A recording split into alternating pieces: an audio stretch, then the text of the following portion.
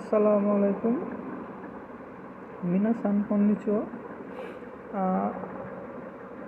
এখন আমরা শিখব হচ্ছে কিভাবে জাপানিসে মা লিখতে হয়।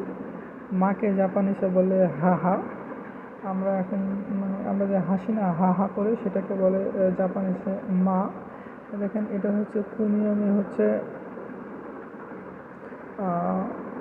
ও, হ্যাঁ না সরি বো।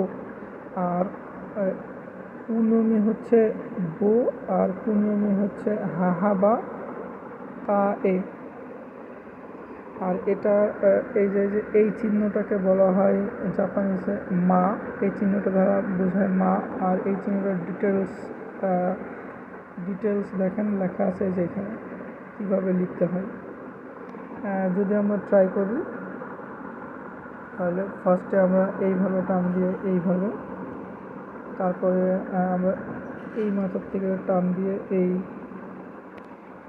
এইভাবে দিয়ে এইখানে একটা দাগ, এইখানে একটা দাগ দেওয়ার পরে মাঝখান দিয়ে যদি আমরা টান দিই, তাহলে এই চিহ্নটাকে হয়ে যায় জাপানিসে মায়ের চিহ্ন। আমরা ইনশাল্লাহ ভালোভাবে খাতা কলম নিয়ে প্র্যাকটিস করব। আর এটা ডিটেলস আলোচনা আমরা বড় কোনো ভিডিও নিয়ে আসতে যাচ্ছি সামনে। সেই পর্যন্ত আপনারা আমার যদি চ্যানেলে দেখে থাকেন, তাহলে চ্যানেলটা সাবস্ক্রাইব করবেন। যদি ফেসবুকে দেখে থাকেন, তাহলে ফেসবুক পেজটা ফলো করে রাখবেন। সকলে ভালো থাকবেন। মিনাসান কোকোরো কারা আরিগাতো গোজাইমাস। আল্লাহ হাফিজ।